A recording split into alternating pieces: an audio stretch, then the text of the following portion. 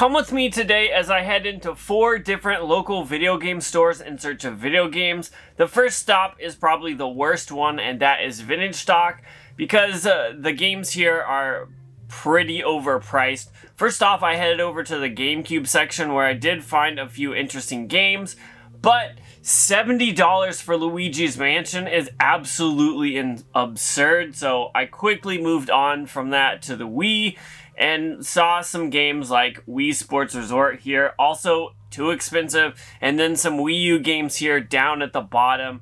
Obviously, I've got to check this. I mean, $35 for Mario Kart 8 is a little okay, but then finding Spider-Man 2 for $65 is crazy, especially considering it's used. But again, this is the worst spot, so I'm not too surprised here. I found a few copies of Minecraft that were actually okay, decently priced. And then I found this Buffy the Vampire Slayer for the Xbox original. I almost bought this, but I decided to wait. Then I saw Red Dead Redemption 2 was $40 used, where you can buy that new like $25 at other game stores, which is crazy to me in my area. Then I made my way to this glass case, which always has some pretty awesome stuff. That Borderlands Vita was very, very tempting to me, as well as a few games here and there. You know how it is. This glass case probably has the best of the best in the store, but it's also overpriced, which is absolutely sometimes insane, but sometimes there's deals here, so I always do like to check out here. And then, of course, right next to it is the glass case where they keep all the controllers that they charge way too much money for, and honestly, I'm not sure how Vintage Stock stays in business, to be honest with you, but somehow they do. And overall, it was not a really good place to go, but it was right next to where I was going, so I figured, let's go ahead and stop in. This is the first place, but I didn't get anything, so let's go to a local game store that is a mom and pop shop that'll actually probably have something for me to pick up right now. And that is Thrill House Games. And for some reason it started raining, so I had to get in there really quick. When you walk in the door, there's a bunch of arcades and pinball machines, but I headed directly to the Wii and GameCube section where I found these Jimmy Neutron games for the GameCube, and I almost bought them, but for whatever reason I ended up putting them back. Then I checked out the Wii U section, which didn't really have anything I had to have, as well as a few other game sections here. There's a ton of games here, and this glass case has a ton of consoles here, even some like customized Game Boys, which look really cool. This is definitely a place to go if you're looking for consoles. They even had the Mountain Dew Xbox original, as well as this Metroid GameCube in the box, which was absolutely insane. And then I kind of headed over to the other side where they had a bunch of PlayStation 2 games. These Crash games I've been seeing a lot lately. For some reason, I don't have those two specific ones, so anytime I see them, I look at them and then ultimately apparently don't pick them up.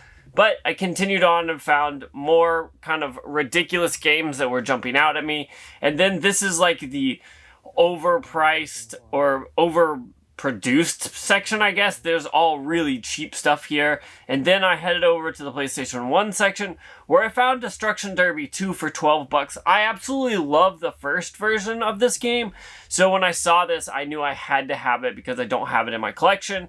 And then I headed down to the Sega Genesis collection area where they have a bunch of loose cartridges and box games, as well as some Sega Saturn and other Sega Master System games here, which is pretty cool to see because not that many places in my area carry those. And then right next to that, there's the Nintendo 64 and the Super Nintendo and the NES. And I checked through here and there was pretty much basically common games here.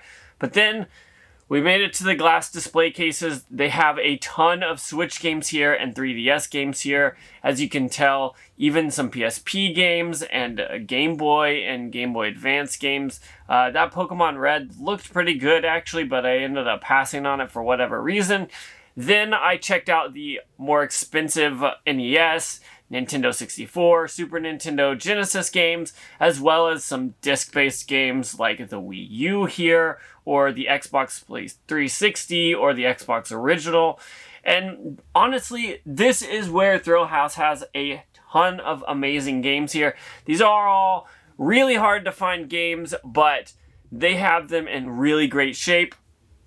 And you're going to pay up for that, which is okay because these are games from a game store that I love to support. So if you're looking for these games, this is probably a great place to buy them, as well as this other glass display case that has a ton of rare stuff like an Earthbound complete in box, which is absolutely crazy.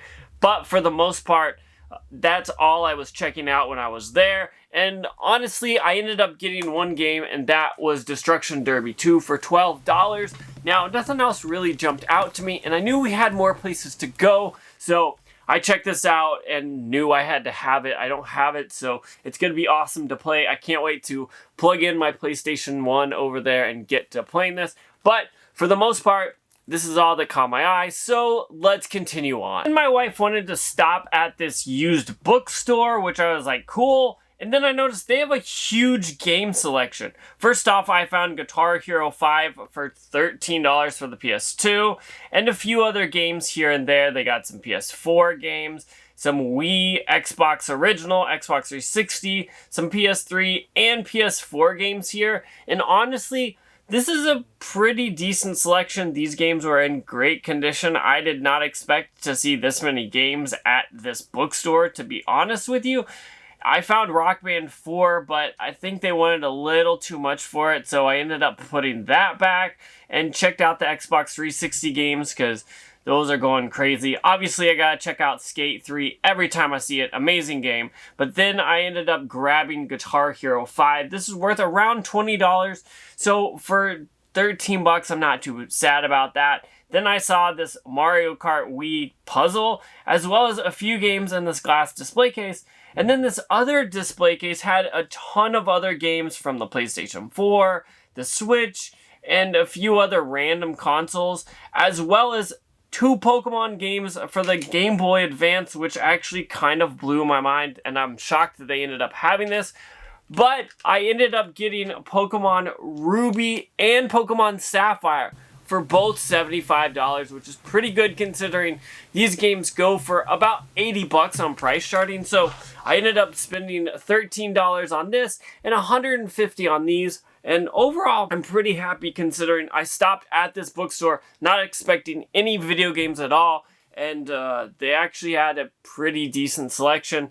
I don't have this from my PlayStation 2, so I'll be keeping that. And then he said the batteries on these were having problems, so maybe I'll learn to figure out how to fix those, but I don't remember if I have these or not. I'll have to check, but these are going to stay in the collection too. So let's continue on to the last gaming spot. This last place was a place that just recently opened up, and that is called the Gaming Horde. This is kind of far from my house, but I'm definitely going to have to check the store out more.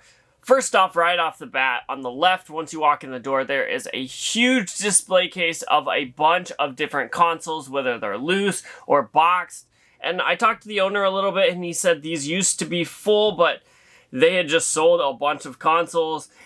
And since this was such a new store, they're still trying to, build it and arrange everything, so it's understandable. But this place had a ton of killer deals here. Right off the bat, you see a Sega Nomad in the box, which I'd never see out in the wild. This Zelda Wind Waker manual caught my eye because it was 150 bucks. But then I kind of kept looking through some games on this wall here. As you can tell, there are a ton of games, and I love the way that they're kind of faced outward. That way you can see the cover art and it kind of catches your eye. But these display cases had some amazing games that are really, really hard to find. And then back behind them are more kind of the common games, which is kind of awesome because you can look at the glass case and see all those expensive games right off the bat. Or just look at the wall and see all the artwork, which I think is a great way to display these. And I ended up seeing this Star Wars Super Bombad Racing, which I've never seen before on the PlayStation 2, and I had to pick it up. As well as the NES section, my wife actually ended up getting a game here, but we'll talk about that in a little bit. And again, there's more PlayStation 2 games and Xbox 360 and Xbox original games on this back wall, and more just games in these display cases that are either hard to find or more expensive, as well as they had a ton of Super Nintendo and Nintendo 64 games here in the glass case. And I feel like this is probably the section that they didn't have very many games, but that's perfectly okay because they made up for it in a lot of other ways, as well as the PlayStation Vita, 3DS, Game Boy Advance section kind of right here. And then on the back wall, they had a ton of GameCube games, even some steel sealed games, but I did end up picking up 5 games from the store, and it was definitely well worth it because I got to talk to the owner a little bit. They just opened up about 8 months ago, and they did have a section of video games, a section where they had like anime and Pokemon cards, and then another section where you could actually play stuff, but that was all kind of still under construction. So I just showed the video game section today, but I ended up getting 5 games, and one of them ended up being free, but we'll talk about that in just a second. First off, I got Barbie for the NES. My wife ended up wanting this, and for whatever reason, when I went to get it, he said, oh, there's not a sticker on it, so let me look it up. He just pulled up price charting. This game's going for $10 on price charting, so he said, $10? And I'm like, all right, cool. I mean, paying price charting prices at a game store is a good deal. I think that's really awesome to see. And then at the end, I ended up finding the Shrek Extra Large. I believe, yes, this is complete, which is totally awesome for the GameCube. This is one of those games that I've seen, and I'm like, this is a weird, wacky game that I'm absolutely gonna love, but the price, I could never find it for a decent enough price, and for 18 bucks, definitely worth grabbing. As well as We Heart Katamari. I believe I have this game in my collection, and for whatever reason, when I looked it up, I didn't, so of course, you know I had to grab it for the PlayStation 2. I do also have the Switch version, so maybe that's what I was thinking about, but this is an amazing game. I've played it tons of times, and any of the Katamari games are always going to be on my list to talk about, so for 18 bucks, I ended up grabbing it. And in the video, you saw me talking about Star Wars Super Bombed Racing, and this is a weird and crazy looking game with the figures on the front with huge heads, and that's how it is in the game. And it kind of reminded me of Star Wars Episode 1 Racer, but for the PlayStation 2, kind of more ridiculous though. So I went to buy it, and the guy pulled it out, he was looking at it, and then he noticed there's like a scratch, a really, really tiny scratch, maybe like this long on the top, and he was like, oh, I'm sorry, there's a scratch on this. I don't have another copy, and we don't like to sell scratch discs like that because it's on the top, not the bottom. And so he just closed it up and said, you can have it for free. And I was like, wow, okay, that's great customer service. I absolutely love that.